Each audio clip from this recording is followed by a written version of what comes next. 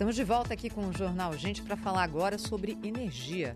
Aliás, discussão em todos os países, não é? Custo de energia, qual é de fato o caminho do longo prazo em direção à utilização maior de energias renováveis.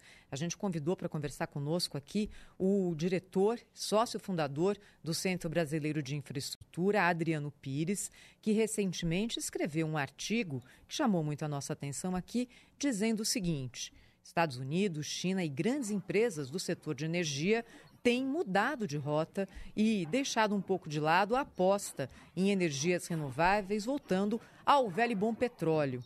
Qual é o fundamento, quais são os dados, Adriano, que você usa para fazer essa afirmação aqui, que é algo muito relevante, principalmente no ano para o Brasil, em que a gente vai sediar a COP30, né? Bom dia, seja bem-vindo. Bom, obrigado, bom dia a todos.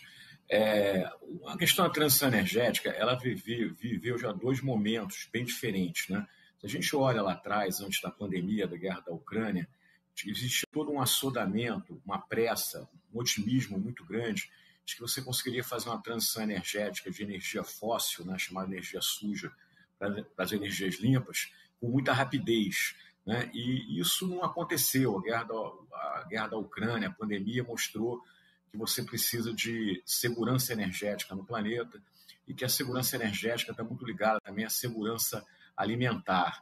Então, aquela demonização muito grande que havia antes dessa pandemia da guerra da Rússia em relação ao combustível fóssil, que levou, inclusive, as petroleiras a investirem menos em explorar e produção de petróleo, também levou os Estados Unidos, a própria China, a investir muito dinheiro em energia renovável, muda agora, muda em função disso, porque agora a gente está vendo que transição energética é um caminho mais longo e é um caminho que precisa de, além de você estar preocupado com a sustentabilidade, é preciso também preocupação com a segurança energética e com a acessibilidade de energia para as camadas de mais baixa renda. Isso não estava acontecendo, porque quando você demonizou o combustível fóssil e reduziu a oferta, o preço do petróleo explodiu, você trouxe para o mercado uma espécie de uma inflação energética, tá certo? E isso também aumenta juro, reduz o poder de compra da população, que cada vez mais consome energia.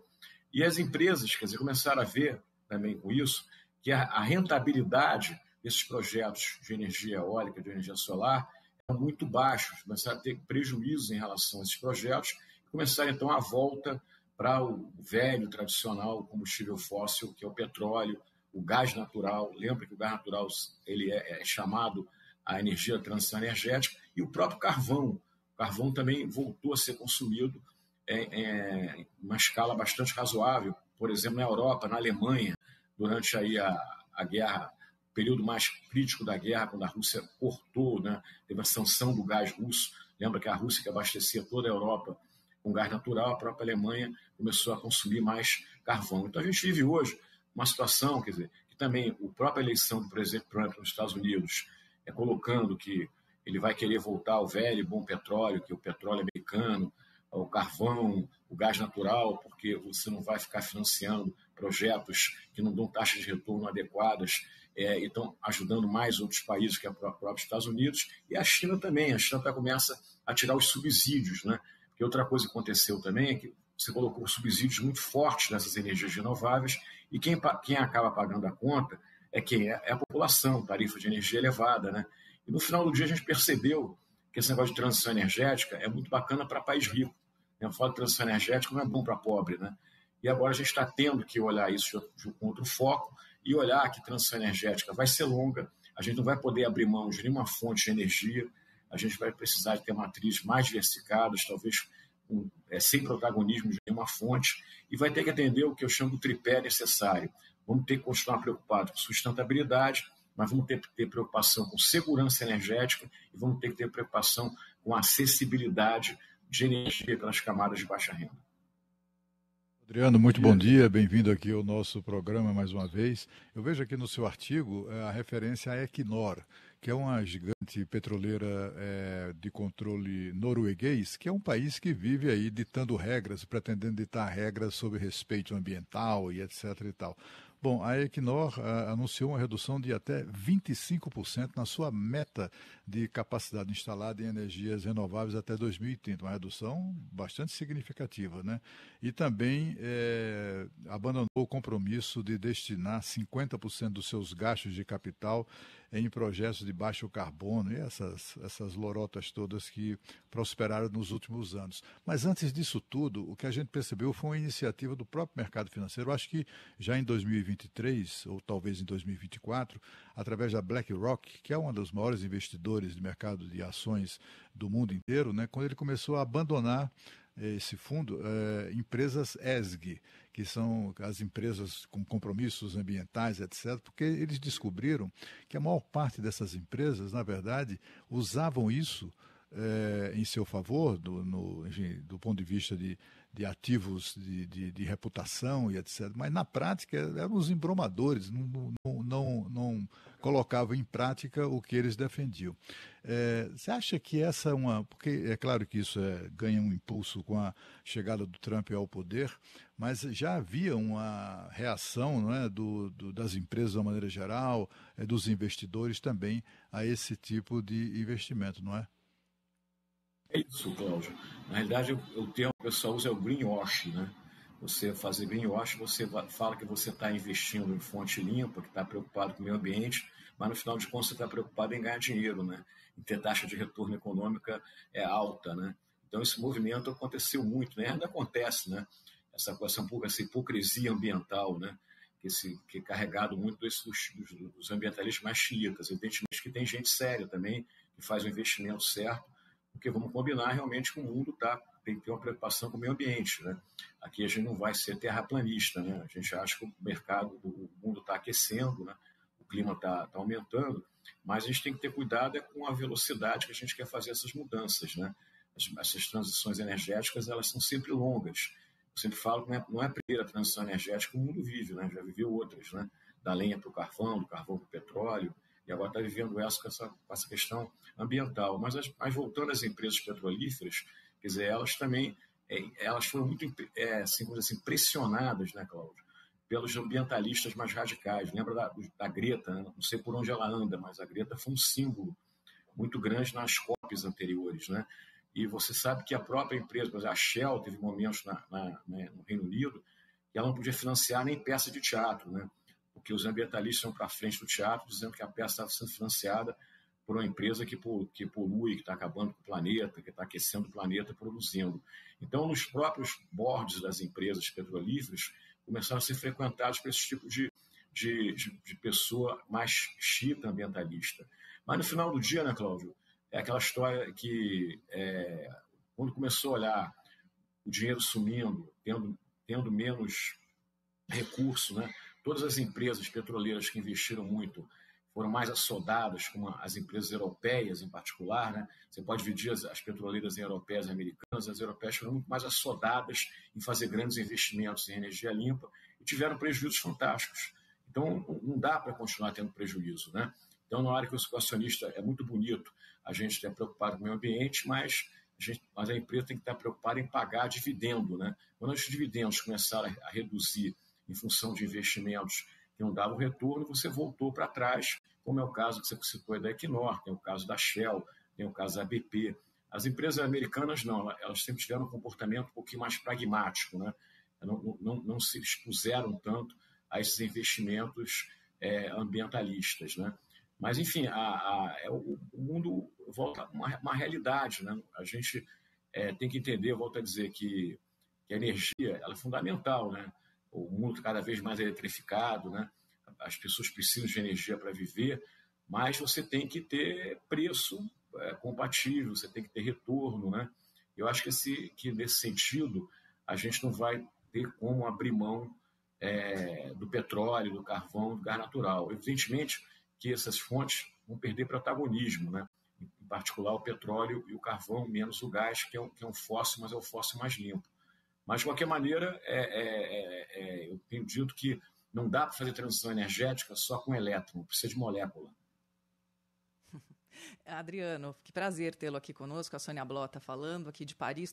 Exatamente o que você falou no teu artigo, né? E essa questão das economias do velho continente voltando aí para os combustíveis tradicionais, vamos dizer assim. Mas como você disse, as duas maiores economias do mundo, Estados Unidos e China, elas deram uma guinada na política energética. As maiores empresas de petróleo do mundo estão diminuindo aí investimento imenso em energias renováveis e aumentando em fósseis. Faz sentido o Brasil abrir mão da exploração de petróleo na margem equatorial, mais especificamente na chamada Foz do Amazonas, que na verdade está a 500 quilômetros de distância da Foz do Rio? Tony, isso que você está falando é importante. Você vê que essa coisa do presidente Donald Trump vier colocar no seu discurso que ele vai voltar a aumentar a exploração de petróleo nos Estados Unidos, carvão, gás, isso já estava sendo feito pelas empresas antes do Trump ser eleito, né? O Trump apenas colocou um discurso agora do presidente do maior país do mundo, né? Da grande potência econômica mundial, né? E o europeu, quer dizer, ele perdeu um ponto da história porque ele abriu mão de nuclear. Quer dizer, a Alemanha, quando fechou as usinas nucleares, ela ficou refém do gás russo, né? A França, onde você está, não. A França é um país hoje que sempre foi um país que a maior parte da geração elétrica é feita com nuclear, né?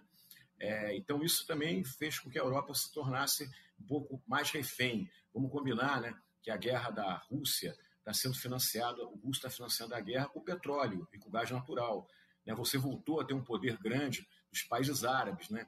Aí, os mais velhos, como eu e o Cláudio aqui, a gente lembra dos petrodólares, né? A gente voltou com os petrodólares agora, né? Todo mundo agora fala de quê? Quem vai investir no Brasil é o fundo do Emirados Árabes, é o fundo da Abu Dhabi, é o fundo da Arábia Saudita. Então, curiosamente, a Greta, né, devia ter uma estátua da Greta lá no Oriente Médio, né? Porque ela trouxe de volta o poder do petróleo, né? Agora, o Brasil, é claro que não pode abrir mão da margem equatorial. Isso assim, é uma conversa surreal. Quer dizer, o Brasil está perdendo tempo, a gente está deixando riqueza embaixo da terra. A Guiana está ali em frente, um país que o PIB cresce a 30%, 40% ao ano. A gente está falando de uma região margem equatorial, que é a região mais pobre do Brasil, que vai do Rio Grande do Norte ao Amapá. Você pode fazer uma transformação socioeconômica absurda na região. Tá entendendo? Agora, a gente está demorando. Como sempre, o Brasil é o último, né, da fila, né? Todo mundo agora está investindo mais em petróleo e menos em renovável, a gente vai insistir em investir em renovável, né? A gente está sempre assim na contramão, né, do mundo, né? Então, é uma pena, porque você tem que ver o seguinte também. É óbvio que o petróleo, como eu falei aqui, o protagonismo vai cair, mas vai valorar o quê? 40, 50 anos? Agora, tem um detalhe. Quanto mais demora a fazer o leilão da margem equatorial, quanto mais demora o IBAMA a permitir que a Petrobras faça pesquisa, para ver também se tem petróleo ou não lá, né? Todo mundo acha que tem muito petróleo, mas petróleo é uma atividade de risco, tem que furar para ver se tem. Então, se tiver lá o pré-sal, todo mundo espera, quanto tempo mais demorar, menos vale. Porque quando você faz um leilão de petróleo, até produzir, demora 4, 5, 6 anos. Então, daqui a 4, 5, 6 anos, provavelmente o protagonismo do petróleo é menor do que é hoje. Então, nós estamos jogando dinheiro fora. Nós estamos tirando dinheiro da população lá do Amapá, do Pará, do Rio Grande do Norte, do Maranhão. Nós estamos prejudicando essa geração que está lá, que vive numa situação socioeconômica muito complicada. A gente sabe disso, entendeu? Então assim, o Brasil, mais uma vez, a discussão está atrasada e a gente precisa correr. E se a gente não correr, realmente, o petróleo vai ficar lá embaixo da terra, e o petróleo embaixo da terra, eu lamento informar, mas não vale nada. Nós estamos conversando com Adriano Pires, sócio fundador e diretor do Centro Brasileiro de Infraestrutura. Adriano, e as empresas brasileiras? Elas já acordaram para esse problema? A gente falou há pouco aqui sobre essa questão da margem equatorial. O presidente Lula já deu bronca no IBAMA, mas não resolve o problema lá, né? Porque o IBAMA não libera esses estudos e essa história fica emperrada, como você bem colocou. Mas esse cenário da inflação energética já está sendo sentido? Os empresários brasileiros estão acordando para essa nova dinâmica mundial? A inflação energética está sendo sentida no Brasil faz tempo, né? Porque se você pegar a matriz elétrica brasileira hoje, ela é uma matriz muito refém da natureza, né? Então é refém da chuva, porque hoje a maior parte da geração de energia elétrica no Brasil é feita com água, né? São as hidrelétricas. E você teve um crescimento sem planejamento de energia solar e energia eólica muito grande. E a energia eólica e solar é uma energia subsidiada, né? Então a gente paga uma tarifa cara porque a gente subsidia duas fontes de energia faz tempo. Aliás, o Congresso Nacional ele repete leis, renova leis para subsidiar a energia eólica e solar. A gente tem uma conta de desenvolvimento energético de subsídio de quase 40 bilhões, e quem paga essa conta é o consumidor, é a tarifa, né? A tarifa brasileira hoje é muito cara, uma das causas é os subsídios, principalmente, é a construção de linhas de transmissão, que você tem que construir. Aí outra coisa interessante no Brasil, você faz energia eólica e solar no Nordeste para levar para São Paulo, aí faz linhas de transmissão gigantes, que são caríssimas, que são pagas pelo consumidor e acabam sendo subutilizadas, porque não faz sol, não faz vento o tempo todo. Eu sempre tenho falado que o falta de planejamento da expansão de energia solar no Brasil criou o famoso modelo Robin Hood às avessas, né? Que é o pobre subsidiando o rico, né? Vamos combinar que ninguém bota painel solar porque é ambientalista, né, em casa. Bota painel solar para pagar menos contas de energia, né? Essa que é a realidade, né? Então, essa realidade que a gente está vivendo, entendeu? E no Brasil, então, sim, a gente está vivendo, sim, uma inflação energética, e eu fico preocupado, né, com determinadas autoridades brasileiras falando, não, agora que os Estados Unidos vai investir mais em petróleo, em gás, nós vamos pegar essa oportunidade para botar mais dinheiro em energia renovável. Quer dizer, o Brasil poderia ser um exemplo de planejamento energético mundial, porque a gente tem muita diversidade energética. A gente tem água, tem vento, tem sol, tem biomassa, tem petróleo, tem gás. Então, construir uma matriz com toda a presença de todas essas fontes e olhando o atributo de cada fonte. A energia é uma coisa que a gente tem que entender, não tem energia ruim. Cada energia tem um atributo, né? Por isso eu não sou contra o solar ou contra a eólica, ao contrário, eu sou a favor. Eu só acho que no Brasil você perdeu a mão do planejamento. Temos de energia solar e eólica, e a gente está pagando essa conta, tanto na tarifa, quanto também no sentido de poder ter aí determinados apagões em determinados lugares em função do operador nacional do sistema. Quanto mais ele entra a energia solar e eólica, mais dificuldade ele tem de operar o sistema elétrico brasileiro. Agradecer ao Adriano Pires, que é sócio fundador e diretor do Centro Brasileiro de Infraestrutura, falando conosco sobre energia. Obrigada, Adriano. A gente volta a esse assunto aqui numa próxima oportunidade, tem muita coisa para falar ainda. Muito obrigada, hein? Eu que agradeço o convite, um grande prazer e um bom dia a todos. Muito obrigada. Jornal Gente tem sequência daqui para frente pela Rádio Bandeirantes, na Band News TV. Vem